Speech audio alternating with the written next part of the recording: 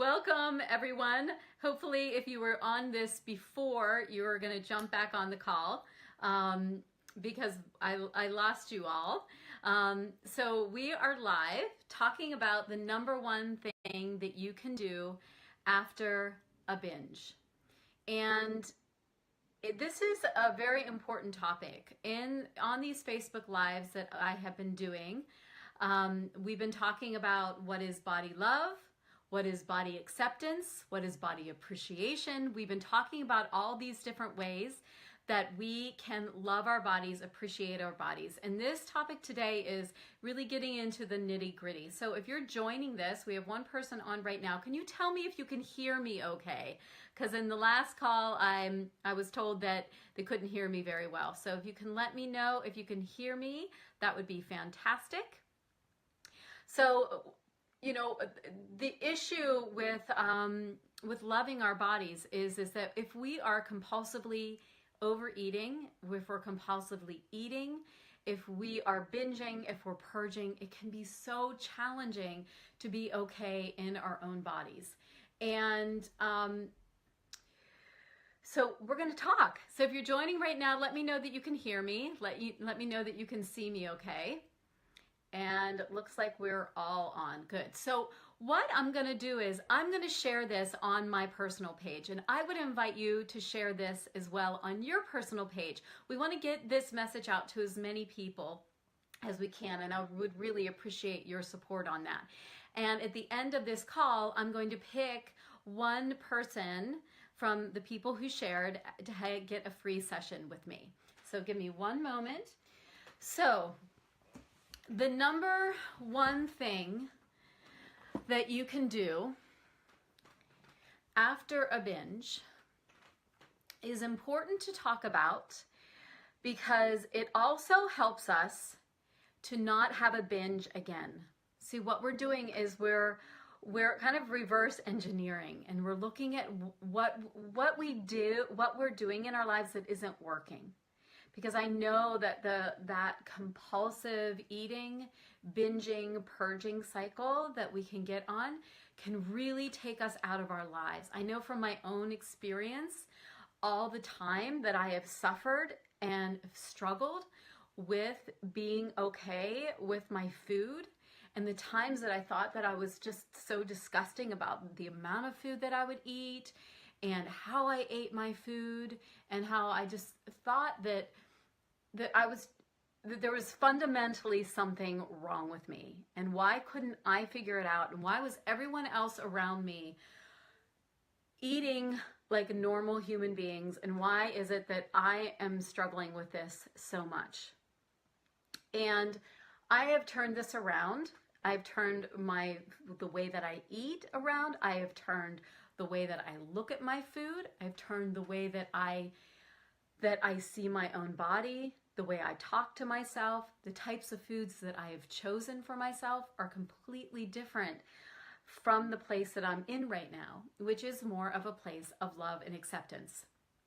So if you're joining, go ahead and put your name and say hello. And once again, if you share this, which I would so appreciate, so this message can get to many more people than just the ones that I can find, go ahead and put share below so I know that you shared. I'm going to pick one person at the end to get a free session with me. Okay, so let's talk about this. The number one thing that you can do after a binge is to forgive yourself. I'm going to say it again. The number one thing that you can do after a binge is to forgive yourself. So I understand that it sounds like, okay, all right, let me just forgive myself and just move on, right? It seems like that's a monumental thing. And I understand that it can be a monumental thing. I understand that it is not something that you can just switch on and off. So I want to teach you how you can do this, how you can learn to forgive yourself after a binge. Hello, Stephen. Hello, Christine. So what happens when we're binging, what happens when we're in these behaviors that split us, right? And that is an important piece. There's two parts of us that are happening. There's the one part of us that is setting up the binge, looking forward to the binge, maybe didn't eat all day because you know that you can go and then have your binge at night, right? Is craving it, needing it, is knowing that there's a part of you, you may not even know it, it's very subconscious. Binging can be, it really can be really tricky what it does. Like there's this emotional piece in us that is uncomfortable. And so it's searching for something and it's reaching for something. And what can be the easiest thing to grab but is food. Food is easy, it's accessible, it's not a drug, you're not going to get in trouble for it, right? It's easy to go for it. So there's that one part of you that is like, I need my food, I need it now, I need it. And then there's that other side of you, part two, that's watching this whole thing. It's like the witness, right? It's watching this whole thing saying, what are you doing? No, please don't. We're not doing, we ate so well today. Why are you going to do this? Oh my gosh, please stop, please don't do this. Okay, all right, okay. The part of your brain is saying like, okay, you ate 4 cookies. That's enough. Can we just be done? Can we be done? I can't believe you're doing this. Stop it. Right? And that loud voice is screaming, and that other part of you is just like going for it and eating or binging compulsively. And there's two parts of us inside of us that are fighting, right? And then what's the aftermath of this? The aftermath is that the part one, hi Jane, that part of us that was in the binge mode, it is feeling for a moment satiated, full, feeling, okay, it met something, right? There's these behaviors that we do with ourselves, with food, and with everything that we do, and we wonder why we do them, but we're getting something out of it. And that's important to realize, is that if you're binging, you're actually getting something from it. So what are you getting, right? So it's good to ask that question. What do I get from binging? I know I say I don't like it. I know I beat myself up for doing it.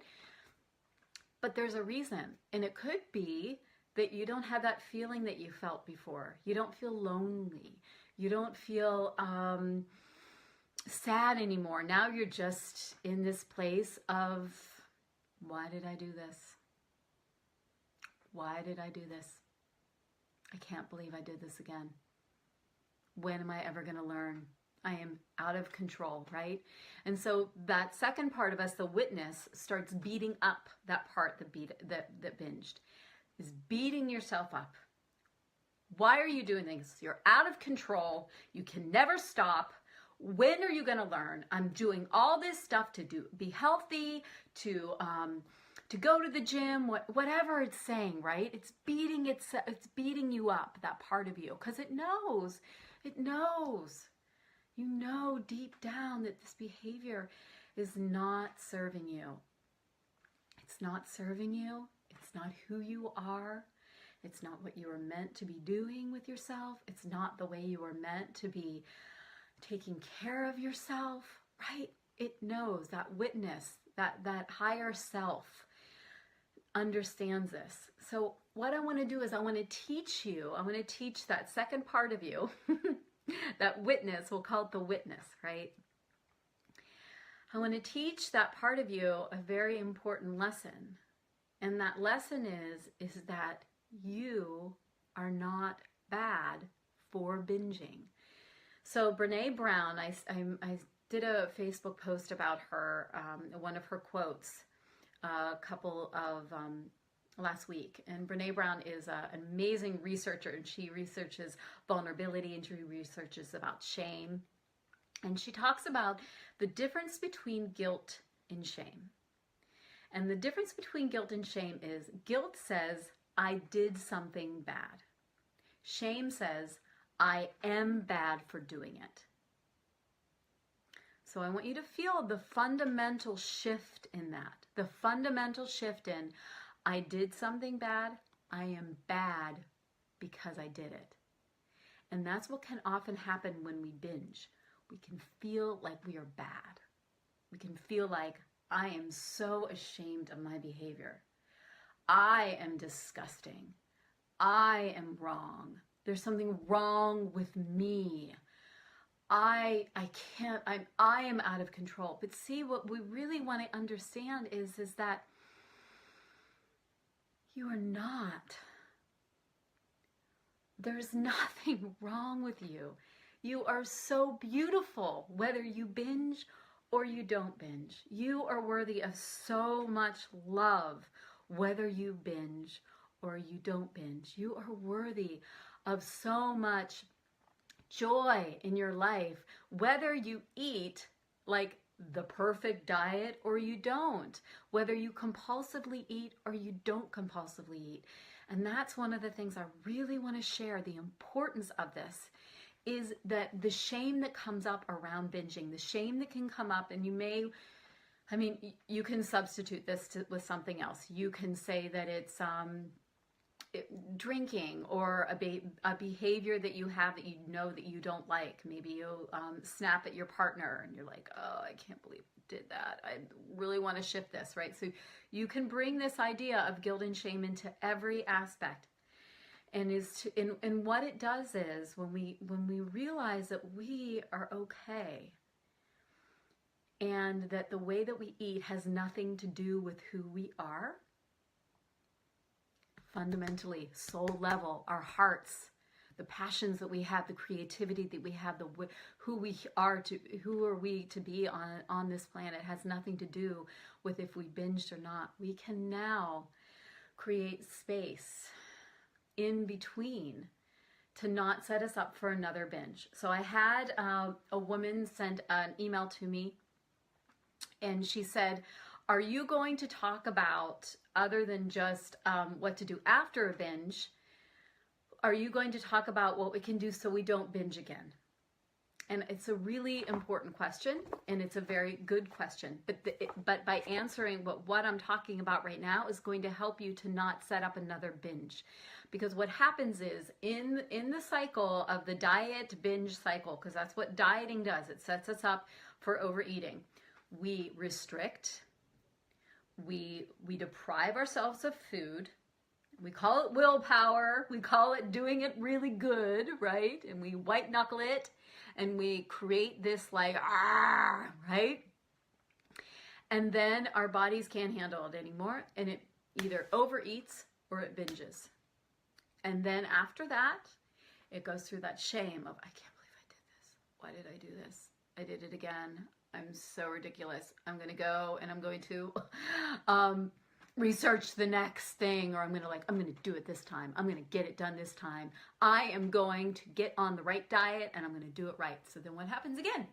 You start back up. You start doing the depriving yourself, pulling yourself from nourishing yourself, and you set it up once again. See, what I have learned is that binging is not a food problem. I want to say that again. Binging is not a food problem. It's not because you are addicted to sugar.